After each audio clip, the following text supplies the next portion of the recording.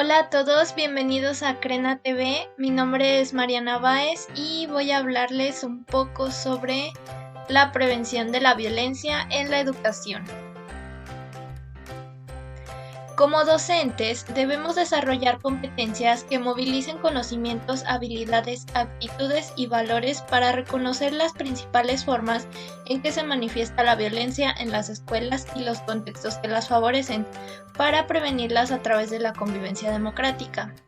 Las y los estudiantes de las licenciaturas en Educación Preescolar, Primaria e Inclusión Educativa debemos lograr identificar las diferentes formas en que se manifiesta la violencia en las escuelas y los contextos escolares y las maneras de prevenirlas o erradicarlas. Además, debemos diseñar estrategias que contribuyan a generar contextos que favorezcan la convivencia democrática en el aula para prevenir la violencia. A continuación, daré a conocer las diferencias entre agresividad y violencia, las formas en que se manifiesta la violencia, las causas y las consecuencias. Además, conoceremos qué debemos hacer los docentes ante un caso de violencia escolar. Agresividad y violencia no son sinónimos. Las conductas agresivas son parte de toda especie viva. Existen estructuras biológicas que, al ser estimuladas, disparan una respuesta agresiva. Esta agresividad aparece en situaciones como amenaza de territorio, fuente de alimentación, reproducción o la vida. La agresividad es un instinto natural que el hombre lleva consigo desde su nacimiento y que comparte con los animales. Este instinto agresivo nos sirve para estar alerta, defendernos y adaptarnos al entorno. Por lo tanto, la agresividad es biológica, instintiva y está regulada por reacciones neuroquímicas. Es con la cultura que hemos conseguido modular este instinto agresivo y todos los tipos de agresividad para convertirlo en un instinto social. Por otro lado, la violencia no es un comportamiento natural del ser humano, sino que se trata de un producto cognitivo y sociocultural alimentado por los roles sociales, los valores, las ideologías, los símbolos, etc. La violencia es, por tanto, una conducta aprendida. Es transformación de la agresividad para hacer daño a otro ser humano. Esta forma de actuar violenta no existe en ninguna otra especie animal, solo en el hombre. La violencia genera disfunción social y la podemos encontrar en diferentes ámbitos, como por ejemplo ante el abuso sexual, el maltrato familiar, el acoso laboral, los crímenes de guerra y en el maltrato escolar.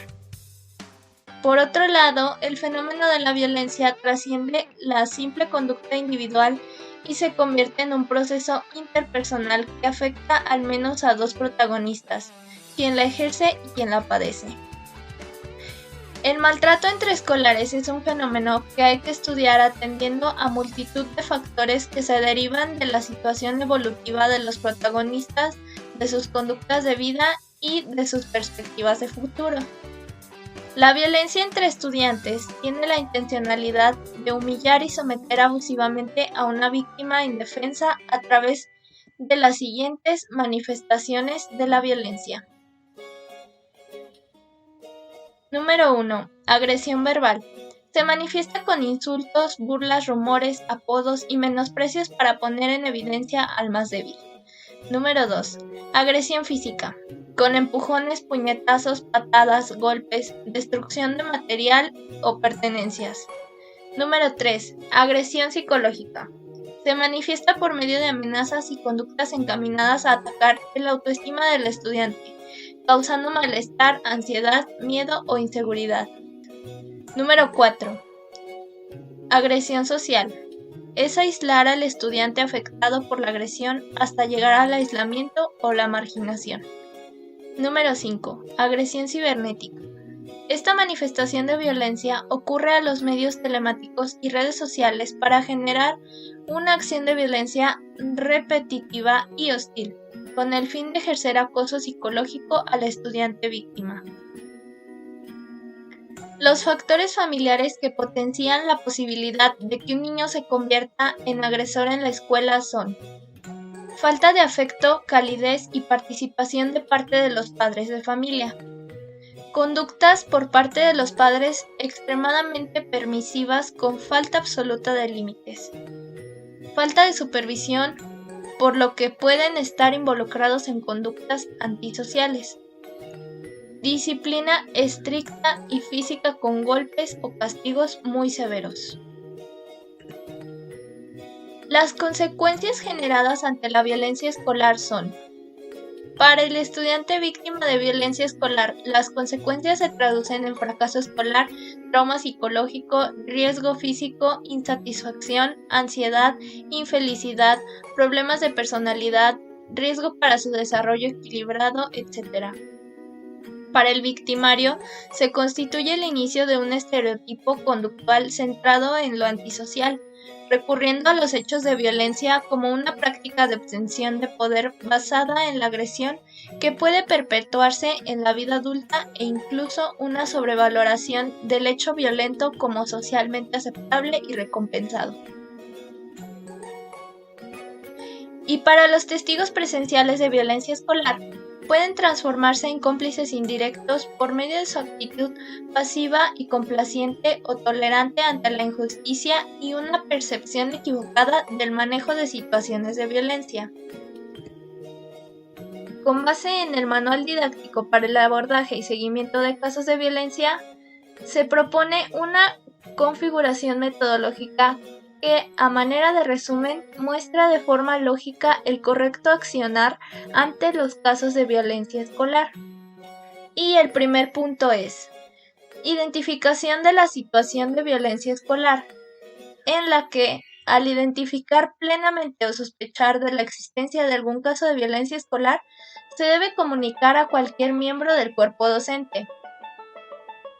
El segundo punto es la intervención inmediata, en la cual, suscitada la denuncia de cualquier acontecimiento relacionado con hechos de violencia escolar, las autoridades educativas y el cuerpo docente deberán reunirse con los involucrados y sus responsables, tratando de recopilar información, analizarla y determinar la intervención que proceda. 3. Informe situacional a las familias o responsables de los involucrados. En este punto, el docente o autoridad institucional encargada de los asuntos disciplinados, con la debida cautela y mediante entrevistas, pondrán el caso en conocimiento de los responsables legales de los estudiantes implicados y las medidas adoptadas, debiendo además informar a los miembros del equipo docente u otras autoridades en función y en valoración del caso suscitado. 4. Documentación y recolección en detalle de información sobre el caso. En este paso es necesario recabar información relativa al hecho de violencia escolar, información existente sobre el agredido y sobre el agresor. Además, en dónde sucedió, quiénes participaron como observadores, etc. 5.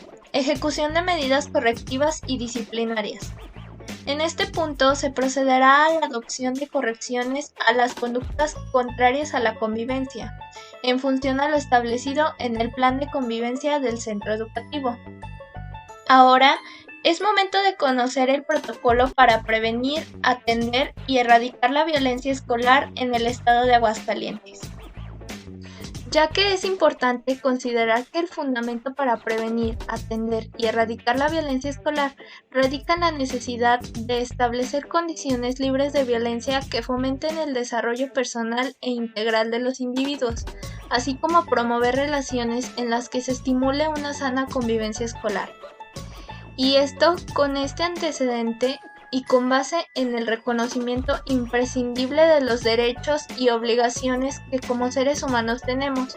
Este protocolo establece tanto acciones positivas como acciones normativas para fomentar el bienestar de la comunidad educativa.